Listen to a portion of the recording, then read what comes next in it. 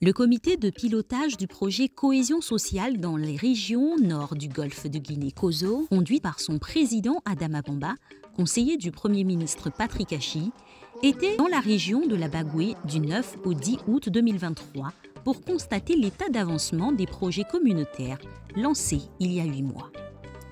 4 localités du département de Tingrela bénéficient du projet. Il s'agit de Néguépié, avec la construction d'un foyer polyvalent et la réhabilitation du marché avec construction de hangars et de magasins. Le président de la mutuelle exprime sa satisfaction par rapport à toutes ces réalisations. On avait un besoin urgent de foyers polyvalents. Vous voyez qu'on a près de 10 000 âmes ici et nous n'avions pas de lieu où tenir les grandes réunions, surtout en temps de pluie. Donc le foyer est vraiment bienvenu. Nous avons demandé et Dieu merci, nous l'avons obtenu. Le marché également, les femmes vendaient ici dans des conditions très difficiles, surtout en temps de pluie.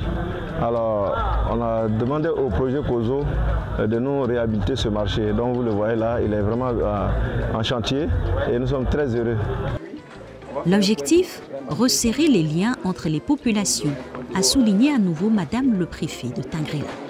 Ce foyer, ce marché sont des lieux de rencontre pour les populations, pour être ensemble, pour la cohésion. Je tiens à le signaler.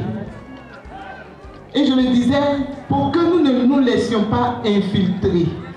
Je sais de quoi je parle. Et donc j'aimerais pouvoir compter sur la bonne compréhension des populations pour être soudées et pour éloigner d'elles toutes les divisions de tout genre qu'on peut connaître. Papara bénéficie d'un bâtiment de 3 classes plus bureaux et de toilettes pour le primaire. CDV, nous avons demandé à Kozo de nous donner un établissement, une école primaire. On a eu une école primaire à Papara. C'est une bonne chose. L'exemple a été pris.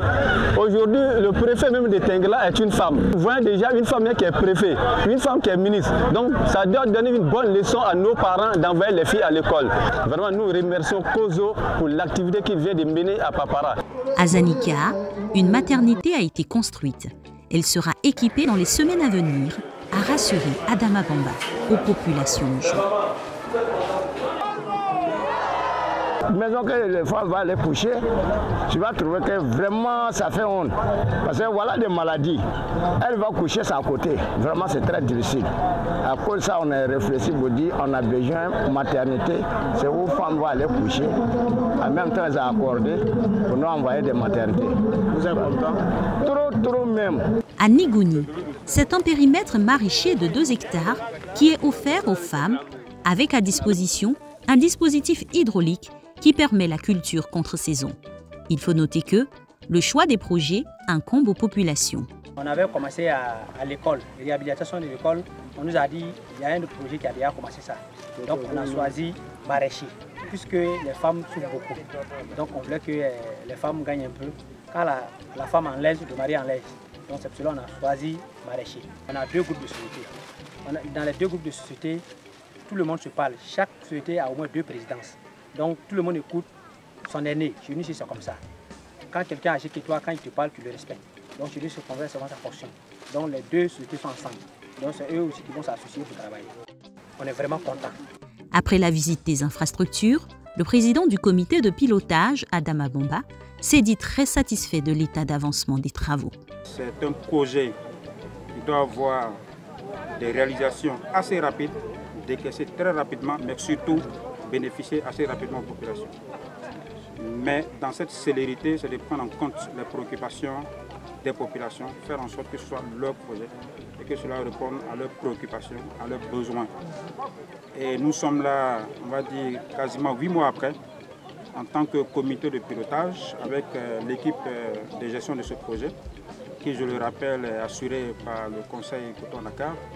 Nous sommes là avec les autres membres du comité de pilotage et au nom du Premier ministre pour voir les réalisations concrètes. Vous savez que le président de la République a donné des instructions pour qu'on ne reste plus à Abidjan. Il faut être proche des populations.